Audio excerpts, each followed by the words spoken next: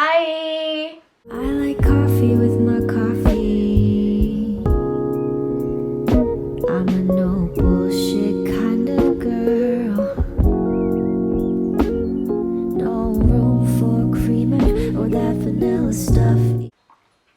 Hi, welcome back to my channel. My name is Isabel, and here we are. Last monthly wrap up for 2020. This month I read 7 books. I have my tea, I have my notes. So let's start with my undigested opinions. Number 1, I started this month in the middle of a reading crisis. At the end of November, I started the first book of the Outlander series, Outlander, by Diana Gabaldon. And I had a lot of hopes and dreams for this series because I really wanted to like it and because I wanted to watch the show and everyone was recommending it to me. This first book sets the ground of what the series is gonna talk about, basically. So it mixes these types of genre. It mixes historical fiction with romance, which is something that we're used to it, but also includes some elements of fantasy. That was something that really intrigued me. So this is what the book is about. It is the end of World War II, and Claire, who was a nurse during the war, is reconnected with her husband who was away, and they're trying to see how their marriage can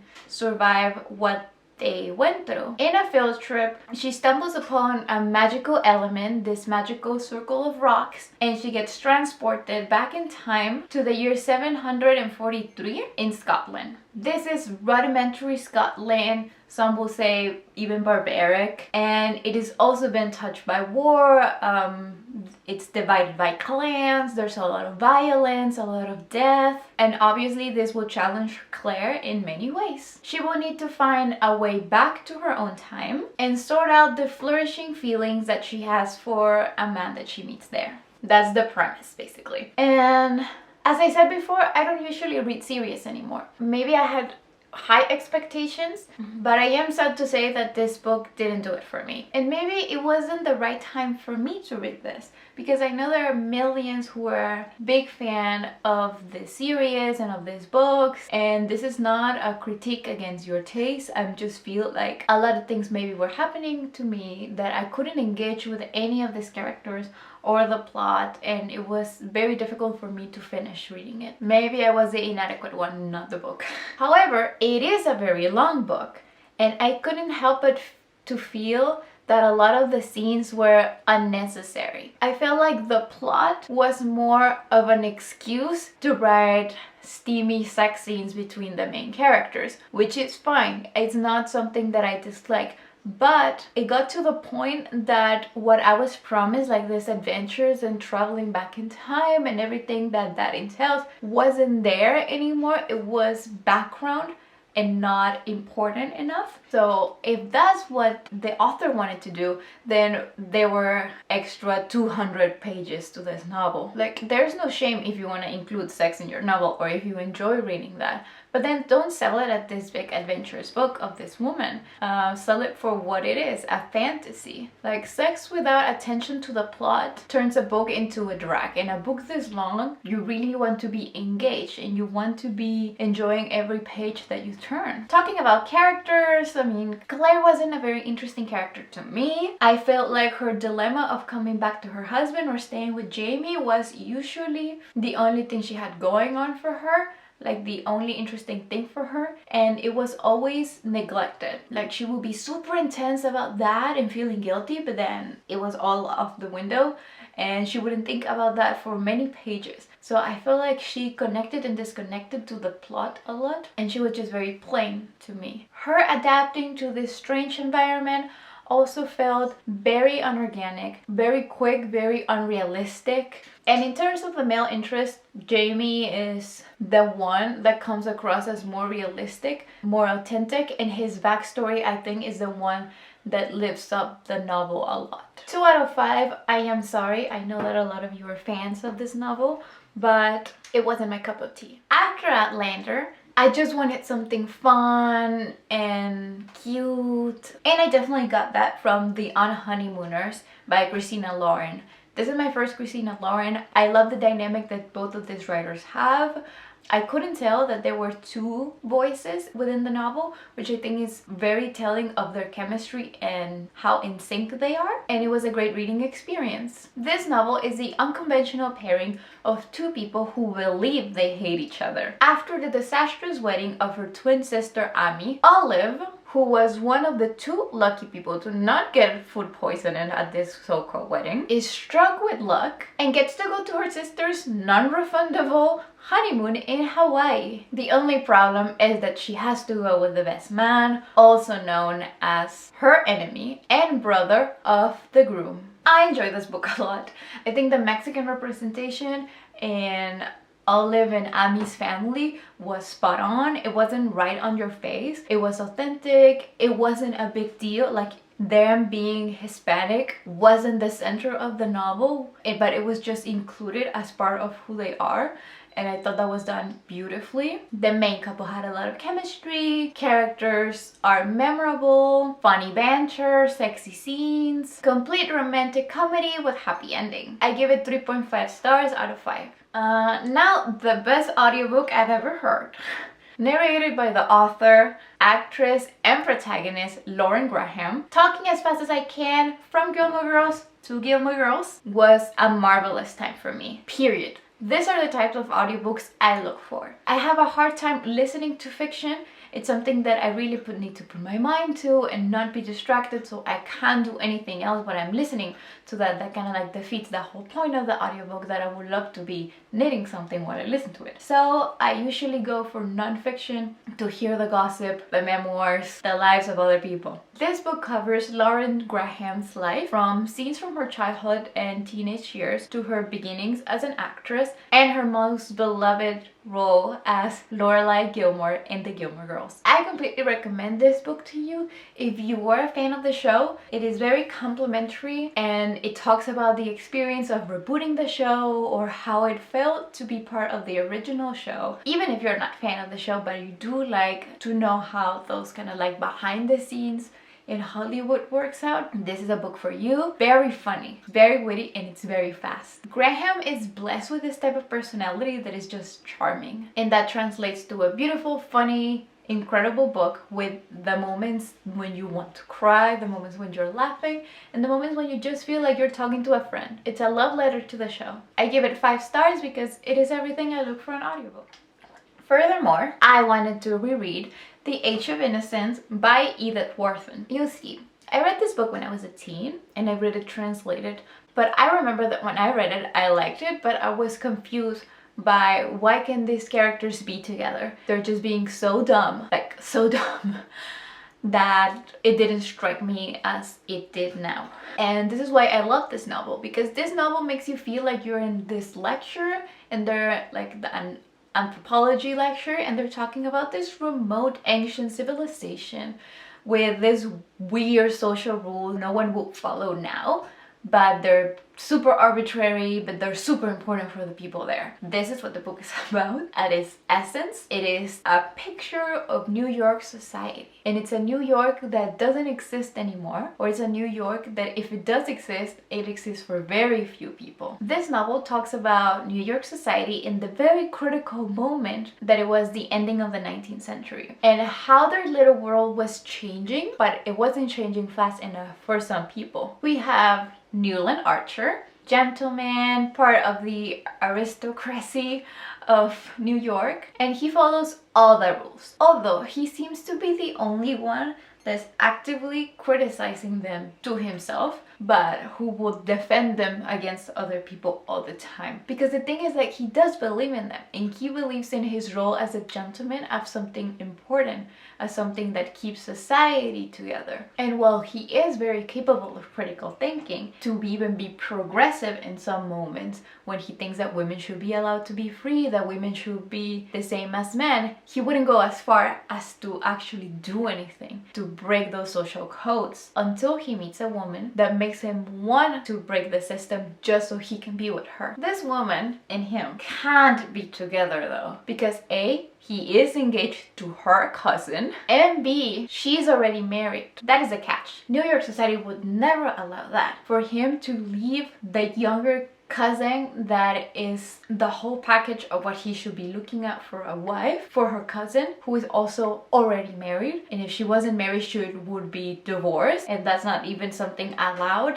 So it would be such a scandal. That is the basic plot, and that was what I didn't understand back then, that it is not about they want to be happy but they can't, is they can't because of this, is the social critique of this group of people. The way this book is narrated, the way that the plot unfolds, the way it progresses is just exquisite. The social critique never disappoints. It's always entertaining and always spot on and sharp and funny, but it doesn't overshadow the romance or the love story and the love triangle. It's just intertwined there. And talking about that love triangle or that relationship and love between Newland and Countess Alaska, it's really interesting because those are those type of couples that you read in these classic novels when they never tell each other that they love each other or their feelings, but they're just those moments when they see each other or they touch hands or they talk about a future that they could never have, but they entertain themselves by thinking about it and how good it would be. 5 out of 5. I know you're gonna think that I give 5 stars to everything,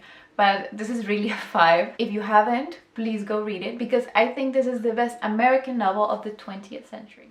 Next, I read Love Your Life because I saw it everywhere. This novel by Sophie Kinsella was everywhere on Instagram when it came out, and people were recommending it all the time, but just like posting the picture and not saying what it was about. And when I finally found a review, it gave me all this cozy, heartwarming vibe, so I went right for it. This is the story of Ava, or Ava, I don't know how she would pronounce that, who is a hopeless romantic in respect to like everything.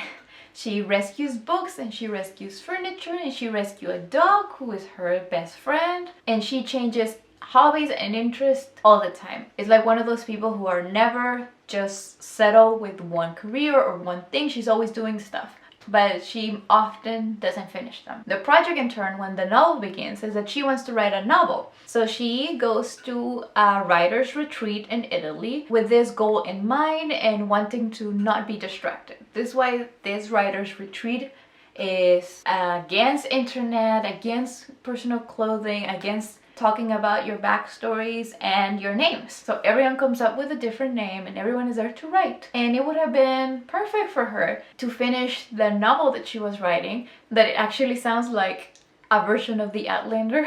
However, she meets this guy at the retreat and her mind goes straight at him. They have this chemistry, they're both interested in each other, and she just goes with it, although they keep the rules of the retreat. No names, no baggage. This is what I read in the review that I found in Bookstagram. But I think the heart of the novel, the one that people don't talk about in the reviews, is what happens after the retreat. Like, you will think the retreat is like the big bulk of the book, and it actually isn't. Like, it is very cute to see them fall in love and everything. But for me, what sold me as, okay, this book is really good, is when they come out of that bubble. When they go back to their real lives and now they have to merge their actual life because they do have names and they do have baggage. Again, the characters in this book are like the plot. It's charming, they're whimsical, they are funny. And I think this book does not only represent that romantic love, because the main couple is adorable, but what is more adorable is their friends and their separate lives. So I think it is a really good portrait of how complicated relationships are and how important friendship is. Everyone puts so much weight in falling in love that when you meet someone, you have all these expectations and you have these deal breakers and you expect them to be this way and you expect them to be perfect and on the spot so you can have better chances of finding the love of your life or your soulmate. But when you meet someone as a friend, you don't have any of those expectations, and probably the only one that you're looking for is that there's a connection. And you don't care if they're not like you don't care if they're very difficult to be with. If you like them for who they are, you start to love them and accept them without any pressure of them or you having to be perfect. And for these two characters, when they realize that they don't have a lot of things in common, their friends kind of like work as a team to help them because they know who they are as individuals and they know that they're worth it. It's just that they have had the opportunity to love them and get to know each other without that stress. That's what made me really love this story. The romance was cute, the friendship was better, and the protagonist proved that even when love is hard, friendships are always there to give you a hand with it. 4 stars out of 5. Afterwards, I read The Song of Achilles by Madeleine Miller. I'm a big fan of medieval literature and Greek classics, so I've heard about this book many times. And I know the story of the Iliad. I knew it was a retelling, but I was very curious how a retelling of such a classical story could be so loved. And I can see why now. It is a very special book. When you read the Iliad, you really have to not want to see the homoerotic content and want to reject how the Greeks behaved to not see it. So I love that someone finally saw it, and not only saw it, but said, hey, I'm gonna write this book so you can stop rejecting this content that is clearly there. The Song of Achilles is the story of Patroclus and his relationship with Achilles. Patroclus is the narrator for the majority of the book, and the focus is on him from their childhood to their deaths. It covers everything with a very little spice of fiction, with very little license to add and take stuff out. It mostly just fills in gaps because there's no set myth of Achilles. There we just have scenes of his life, and we have the Iliad. The author takes some licenses and moves things around a little bit, which I think is totally valid. And of course, I am one of those people who always believe that they were lovers, so I'm very happy to see that other people believe that too. And if you don't know what I'm talking about, and like you never heard of Achilles being lover of Patroclus, please go read this book.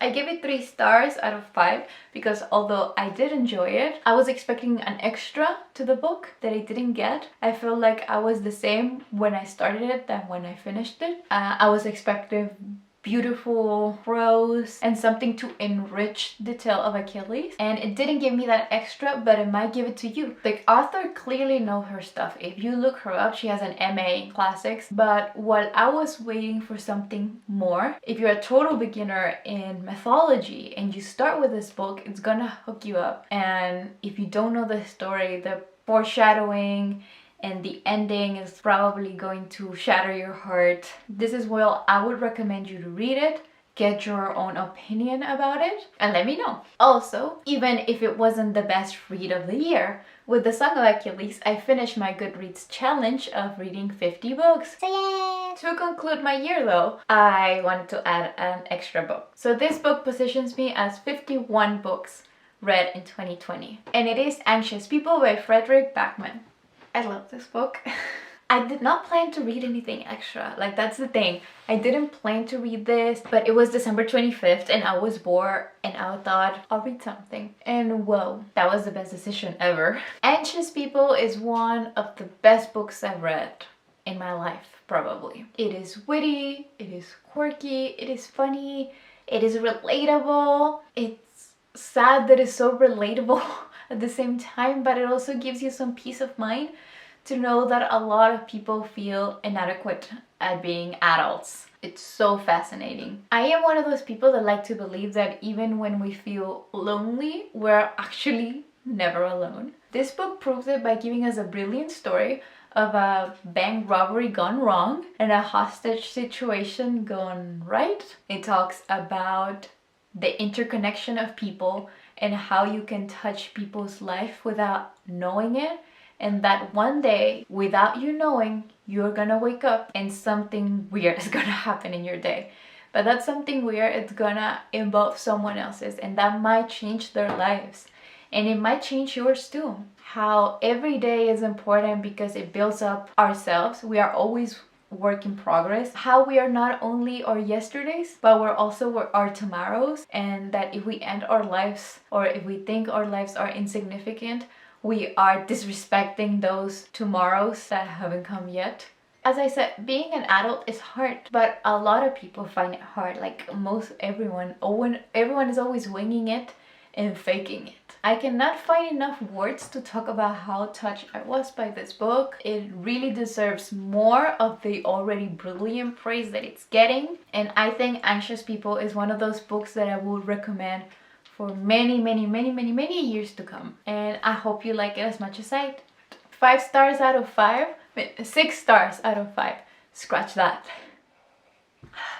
But yes, that's all from me. Thank you for watching this video. Keep reading. And when you're not following me on all my social media, thank you so much for hanging out with me in 2020. If you have followed any of the recommendations I did this year, leave them in the comments down below. I want to know which books you like the most. And I will see you all very soon with my best books of 2020. Bye!